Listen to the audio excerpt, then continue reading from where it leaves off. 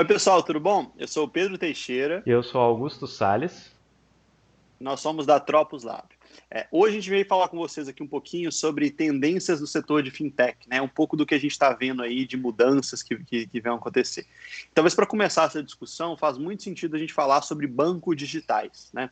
Então, acho que o setor de fintech ele é amplo, a gente pode explorar cada uma das fases, mas falar de bancos digitais, a gente está falando um pouquinho mais sobre a visão geral do que a gente está vendo para esse setor, né? Ah, faz sentido a gente começar falando o que são bancos digitais, o que eles têm diferente, de um pouco mais nesse formato. A gente já veio acostumado aí, décadas, anos, milênios aí tendo bancos, né? Então aqui no Brasil a gente tem os principais aí, Banco do Brasil, Caixa Econômica Federal, Itaú, Bradesco, Santander. Esses são bancos que, quando eu falar de bancos tradicionais, eu estou falando desse tipo de banco. Tá? Eles são maiores, a gente tem uma série de bancos menores aí, mas acho que eles servem como referência aí para todo mundo. Nos últimos anos, começaram a surgir bancos que já nasceram no formato 100% online, né? Então, a gente tem aí como exemplo maior, talvez hoje no Brasil, o Nubank, que é um banco que ele nasceu, que ele funciona, que ele não tem agência, ele é 100% online. E a gente tem os bancos tradicionais que eles têm se digitalizado cada vez mais. Então, você pode acessar seu banco hoje do celular, do tablet, do computador, formato que você quiser. Então, quando a gente fala de bancos digitais, a gente está falando desses bancos que nasceram digitais ou com esses bancos que eles estão se transformando em algo 100% digital. Para começar a nossa conversa, vou chamar o Augusto aí para a discussão. Eu queria entender um pouquinho, né, já que você tem contato aí com os vários empreendedores aí ao longo dos processos de aceleração, o que você tem visto de mudanças, de tendências dentro desse setor? É, dentro, acho que dentro de todas as startups que eu acompanho aí, que eu já acelerei, tenho conversado, principalmente nesse momento de crise, né, causada pelo Covid-19, todos têm tido dois principais comportamentos que eu acho que são positivos, né, que eu acho que é válido todo empreendedor ter, e todo profissional que quer aproveitar esse momento para criar algo novo deveria ter. Então, o primeiro desses comportamentos é mais relacionado à saúde financeira da empresa. Percebi que mesmo aquelas startups que estão buscando um crescimento acelerado e que buscaram investimentos para isso, mantiveram um caixa de emergência para situações como essa. E, obviamente, isso correlaciona à tranquilidade do empreendedor. Ou seja, esses que conseguiram manter ali um caixa para essas situações de incerteza estão mais tranquilos. E o que a gente tem é justamente isso, é um momento em que, como sendo de crise, né, existe um descasamento completo aí entre as demandas do mercado e o que o pessoal pode oferecer. No caso, como as pessoas estão com muita incerteza, não se sabe direito como é que vai ser o dia de amanhã, elas evitam de gastar muito além da necessidade básica, e isso traz incerteza de volta ali para as empresas. Então, serviços não essenciais começam a ter que se sustentar aí com esse caixa de emergência, então dá um pouco mais de tranquilidade para esses empreendedores. Agora, um segundo comportamento que eu vi se repetir muito, que esse eu achei interessante, que eu acho que é característico de empreendedores, principalmente de startups que estão acostumadas com cenários de incerteza, é esse de observar que oportunidades estão surgindo com isso. Né? Então, isso já foi falado demais, como é que essa crise e a necessidade de isolamento social trouxe uma digitalização forçada da nossa vida, né, forçando home office e outras tendências desse mundo digital para dentro das nossas vidas e no dia a dia. E os empreendedores estão atentos a isso. Todos que eu conversei, eles falam, por exemplo, de alguns negócios digitais viram o negócio deles crescer muito em demanda e eles já estão pensando como manter isso quando voltar um pouco à nova normalidade, né? E então esse é um comportamento que eu acho bem positivo, porque toda crise ela apresenta sim oportunidades se a gente souber identificar esses desequilíbrios entre demanda e oferta, né? Legal. Até no meio da sua fala aí, quando você está falando das novas escolhas que os empreendedores têm que fazer quando eles estão falando em relação à financeira, eu acho que uma tendência que ela vai cada vez mais crescer e que ela já tem acontecido em muitos bancos, né, nos formatos digitais deles, o banco deixa de ser um único repositório de dinheiro, um repositório financeiro, e ele começa a entender que ele pode ser um repositório de conhecimento de informação. Então, o que isso quer dizer? Imagina, por exemplo, né, hoje na minha conta de pessoa física, eu tenho uma conta no Banco do Brasil, por exemplo, o meu cartão de crédito, ele já, como está tudo digital, ele já consegue entender que aquela compra que eu fiz na farmácia X é uma conta relacionada à saúde. A conta que eu fiz no supermercado é uma conta relacionada à alimentação. Então, hoje, de uma forma mais automática, ele já me dá uma análise financeira aí do meu orçamento. Quando eu chego no final do mês, eu sei exatamente quanto que eu gastei com saúde, com educação, com alimentação, com casa, com compras diversas e assim por diante. Então, nesse cenário, o banco ele deixa simplesmente de ser aquela instituição que me dá um cartão de crédito e me permite gastar dinheiro, ele começa a me dar informação financeira para que eu consiga gerir meu orçamento, por exemplo, né? Isso só é possível hoje porque não só o setor dos bancos, mas todo o setor financeiro, ele tem se digitalizado, né? Então, da lojinha da esquina, a grande empresa, todo mundo hoje tem rastreado digitalmente. Então, o setor financeiro hoje ele está evoluindo cada vez mais para isso. Isso serve para nos dar informação, que é esse exemplo que eu estou fazendo agora. Isso serve para, dentro das instituições financeiras, fazer previsões, né? Acho que ele vai gastar isso, ele vai gastar aquilo, essa é a hora certa de oferecer um crédito e assim por diante, né? Então, migração de um depositório simplesmente de dinheiro para um depositório também de dinheiro, mas também de informação e como que eu uso essa informação e ela tem valor para o meu cliente, isso é uma tendência muito clara que a gente tem observado nesse mercado, por exemplo, né? Outra coisa que eu acho que faz sentido a gente puxar é um pouco, talvez o Augusto começou a falar sobre isso, é como que as pessoas agora elas têm ido mais para esse mundo digital e como que existem no Brasil vários desbancarizados e assim por diante. Comenta um pouquinho para a gente sobre isso aí, Augusto. Bom, essa tendência dos bancos digitais, acho que a gente já está vendo ela há um tempo. Eu até gosto de destacar uma outra crise que teve nos bancos há um tempo atrás, só que foi localizada, né, não foi generalizada como a que a gente tem agora, foi quando estava tendo mais greves dos bancários, né, dos servidores, dos trabalhadores dentro dos bancos.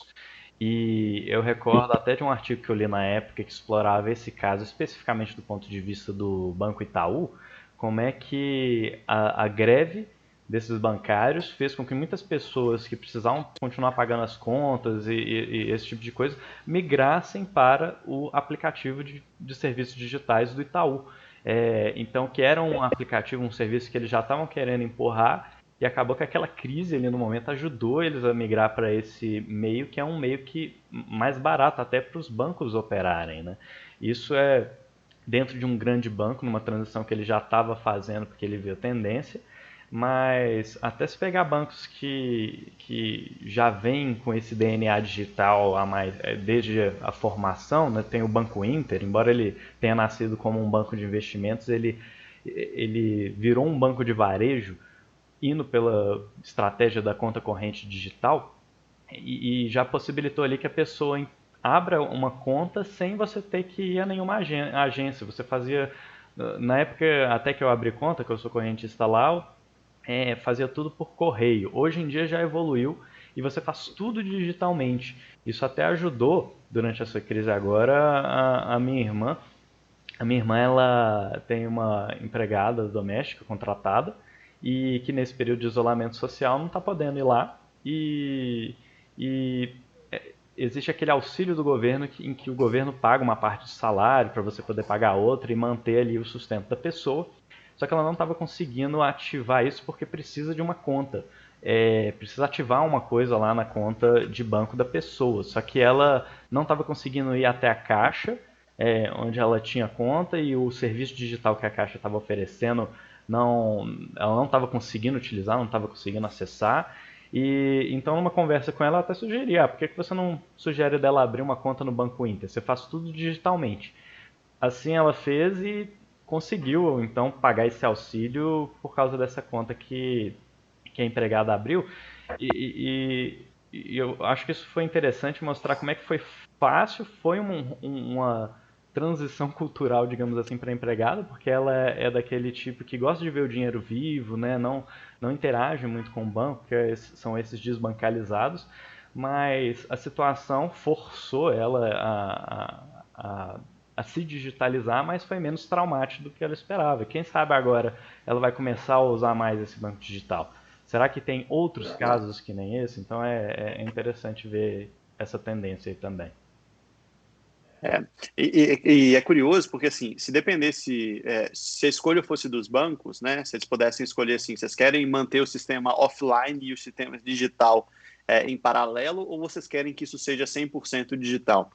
Provavelmente a resposta é 100% digital, porque imagina você não ter custo de agência, você começa a ter um custo de pessoas muito menor, então você não precisa de ter tantos funcionários igual você consegue ter hoje, mantendo as mesmas transações e assim por diante. Não é possível fazer isso hoje, porque se os bancos decidissem fechar as agências, várias pessoas migrariam de um banco para outro para aquele que ainda mantivesse uma agência, porque muita gente, ainda existe um volume muito grande de pessoas que precisa desse tipo de solução.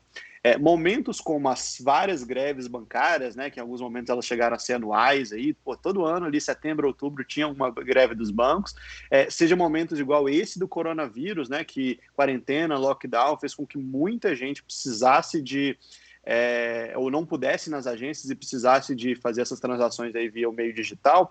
É óbvio que esses movimentos eles levam muita gente para esse cenário.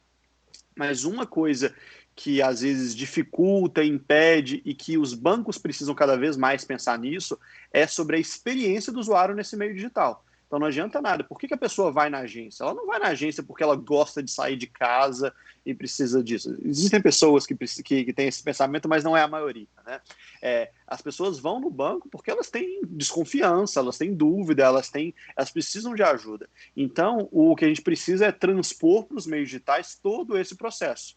A gente tem um nome lindo para isso, que é User Experience, né, quando a gente fala dentro do ambiente de startups, que tem justamente a ver com isso. Tem que ser uma coisa fácil, intuitiva para o usuário. E aí, às vezes, a dificuldade que os bancos têm de fazer isso é porque eles têm uma especialidade muito grande em gestão financeira. Eles não têm uma experiência tão grande em experiência online das pessoas, né? Então, às vezes, o banco tem todas as funcionalidades dentro do aplicativo dele lá, só que você não consegue entender onde que é, onde que não é, você não consegue usar.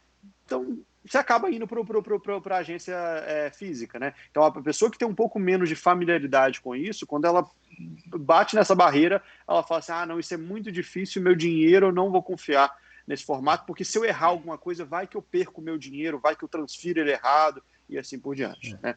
Então, essa transição, ela passou nos caixas eletrônicos, agora no Internet Bank e assim por diante. O que os bancos, às vezes, que nasceram digitais, eles às vezes têm de vantagem, são duas coisas. Uma que eles têm uma experiência em user experience, então eles já montam os processos dele pensando nisso, né?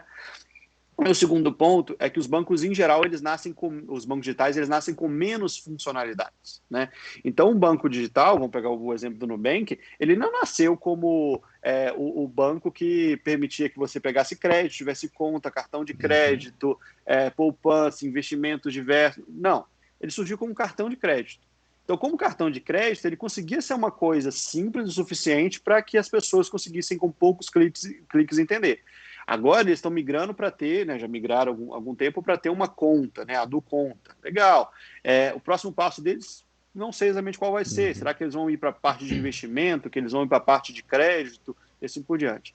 O que a gente tem visto de tendências em alguns momentos é que os bancos têm se digitalizado cada vez mais e ido para o lado de bancos digitais, e as várias fintechs que resolvem pontos específicos, elas têm agregado soluções e migrado para esse mundo de se tornar um banco digital. Né? Então, queria até entender um pouquinho se o Augusto tem algum exemplo, alguma coisa, de como é que ele tem visto essa migração dos vários players ali para se tornarem bancos digitais. Tem.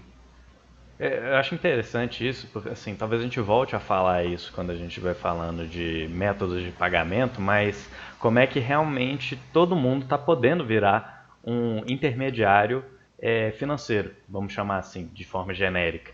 Lá nos Estados Unidos, inclusive, Facebook e Samsung já criaram contas, lançaram cartões de débito, né? Google está pesquisando isso em parceria com varejos, então até grandes empresas de tecnologia estão se tornando intermediários financeiros nesse sentido. E A gente tem outras startups surgindo aqui no Brasil, né, com essa tendência, mas é legal ver também que até os próprios bancos, porque assim, essas startups elas surgiram às vezes prestando serviços diferentes de fintechs e acabaram se tornando Uhum. fintechs. Mas os próprios bancos também estão saindo um pouco do ramo de fintech e começando aí, por exemplo, para o varejo, né? Ou para um ramo que parece ser até próprio, que é o cashback, né? Dentro das fintechs. O próprio Banco Inter, ele oferece cashback quando você investe em alguns fundos lá, como é que eu diria? Uns fundos que eles estão querendo promover mais dentro da carteira lá, dentro das parcerias que eles têm. Então você investe no fundo e recebe um cashback por esse investimento, uma coisa que eu nunca tinha visto. Outra coisa é parcerias que o próprio Banco Inter está fazendo com lojas online para você comprar, como, se não me engano, a Magazine Luiza. Até recentemente eles lançaram um chip de celular. Então começaram a oferecer, tem poucos dias, a gente está em maio, um chip de celular com condições bem legais para caso você queira ter um pacote de internet, ligação para outras operadoras, que é uma coisa que eu também nunca esperava ver em banco. Eu acho que a gente observa um pouco dessa tendência também nos bancos mais consolidados, né? Itaú, Bradesco, outros. Só que eles estão se aproximando desse ramo de startups de outra forma, né? Com o poder que eles têm, né? Então, a gente estava conversando outra hora dos hubs de inovação que tem em São Paulo, né? O Cubo do Itaú, tem O a Habitat, Habitat, né? Que é Bradesco, não é isso? isso, Bradesco. exatamente. Às vezes confundo se é Bradesco ou Santander, que os dois são vermelhos. Mas eles estão se aproximando de startups e não é só startups fintechs. Assim, acaba sendo várias. As fintechs são naturalmente mais atraídas, né? Mas eles estão conversando de forma muito ampla, né, com todos. E isso é interessante. Acho que foi curioso, né, o que você trouxe aí de outras empresas, outras startups que não são do setor financeiro, como é que elas têm agregado isso, porque talvez, pensando um pouquinho aqui, né, olhando o cenário, a gente está vivendo hoje um momento de descentralização desse setor, que provavelmente ele vai ser seguido de um momento de centralização. Então, o que é esse momento de descentralização? Uma empresa de aplicativos de entrega, por exemplo, em algum momento, ela pode entender que o entregador dela não tem uma disciplina financeira para guardar dinheiro.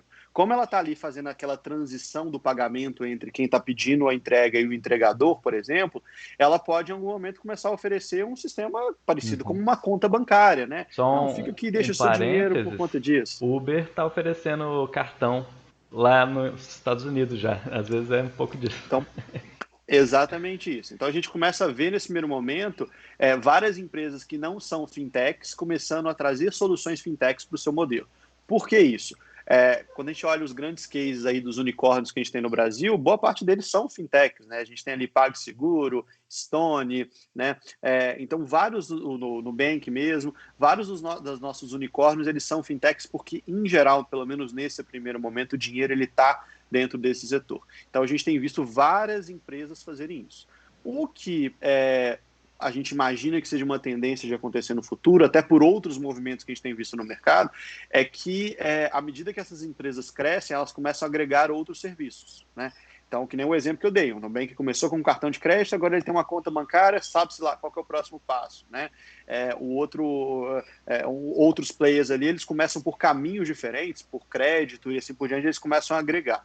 O que é uma tendência de se ver nesse mercado ou que uma empresa comece a agregar outros serviços que ela desenvolveu internamente, ou que empresas comecem a se juntar e fazer parcerias para esse formato, ou que uma empresa comece a fazer aquisições de outras empresas, né? A gente viu isso em outros mercados. O Google, durante a história dele, foi uma empresa, ainda uma empresa muito forte em aquisições, né? Então ele faz de tudo hoje, não só porque ele desenvolveu muita coisa internamente, mas porque ele fez aquisição de outros. E os próprios bancos não vão ficar atrás disso ou não querem ficar atrás. Uhum. Por isso que ele já tem se aproximado dentro desse ecossistema e falou assim, tudo bem, se eu não vou ser a pessoa que vai desenvolver a solução que vai ser o padrão novo aí na hora padrão, que a né? gente está falando de um novo padrão na hora que está falando de crédito, talvez eu vou me aproximar da startup que vai fazer isso, eu vou fazer a aquisição da startup antes que ela acabe com o meu negócio, né? para não ser a próxima Blockbuster que perdeu para a Netflix, para não ser o próximo cooperativa de táxi que perdeu para os aplicativos como Uber, 99 e assim por diante. Bem, eu acho que a gente conversou um bocado de coisa aqui, deu para explorar muito esse banco. A gente tem várias outras coisas de fintech que a gente quer conversar ali, a gente tem outros mercados para explorar, mas acho que a nossa conversa por hoje ela foi muito boa, e a gente se vê na próxima então. Muito obrigado, Augusto. Obrigado aí, pessoal. Até a próxima. Tchau, tchau.